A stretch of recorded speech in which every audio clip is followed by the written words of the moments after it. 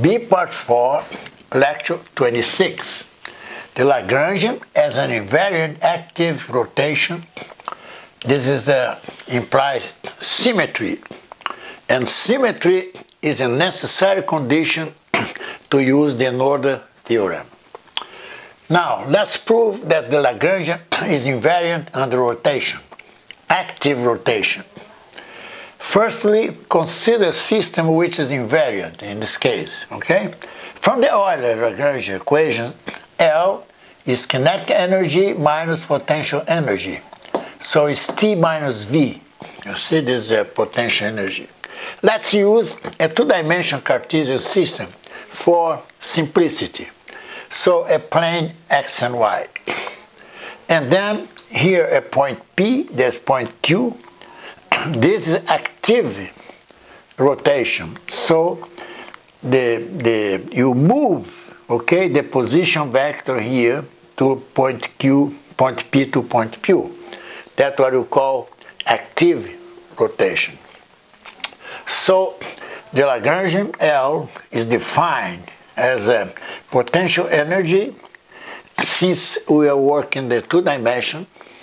So this x dot square per y dot square in three dimension plus z prime square. So this v function of x and y and this special potential energy, there's a distance, you see? There's a distance. The distance d is invariant. I will show that. You see, v is square root of x squared plus y squared, which is the distance between, in this case, okay, between the point, the O to P and O to Q. Now, L is defined as this, okay, this minus this a special potential energy is written over there. So, x prime, as you derived previously, you see, x sine plus y cosine. In this case, y prime x sine plus y cosine, x prime x cosine minus y sine. This is we showed in the previous video. Now let's show now that L is invariant. So L is equal L prime after rotation. You see? So first, let's show that the potential energy is invariant. You just substitute, you see, x prime over here and y prime over there. So this is expand the square root, the square this.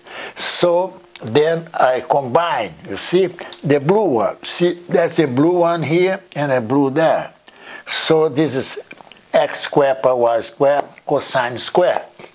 And also the green one, you see, this cancel, this term here cancel. This is x squared per y squared sine square. So x squared per y squared, x squared per y squared, you just group, you see, cosine square per sine square, which is 1. So we proved that the v prime and v, they coincide, you see, they are invariant. So the potential energy in this case is invariant.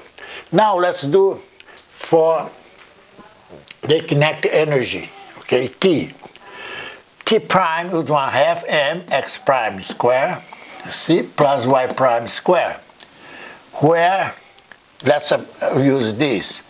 D prime here is a partial, is a derivative with respect to t square and derivative with respect to t y prime square. So d of dt, attention now, theta here you assume constant. You see this rotation here, theta is constant.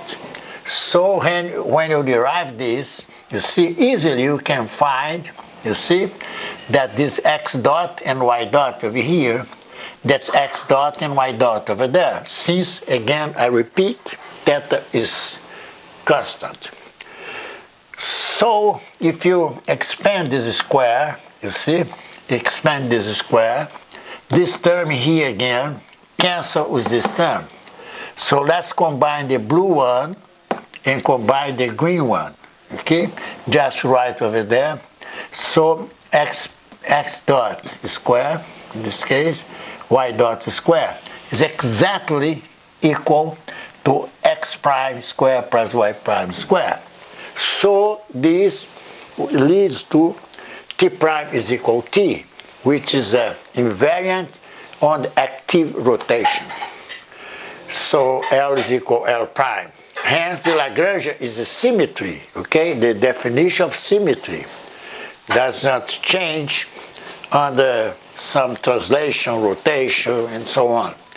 So this is a symmetry under this case under active rotation.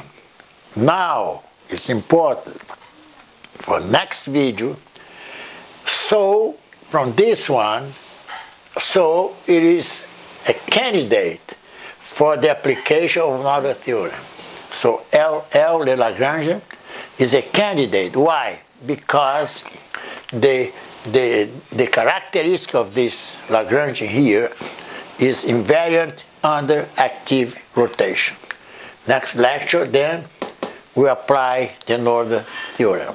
See, invariant is a necessary condition to apply the Noether theorem. Okay, that's then you show that under rotation as invariant, this the Lagrangian.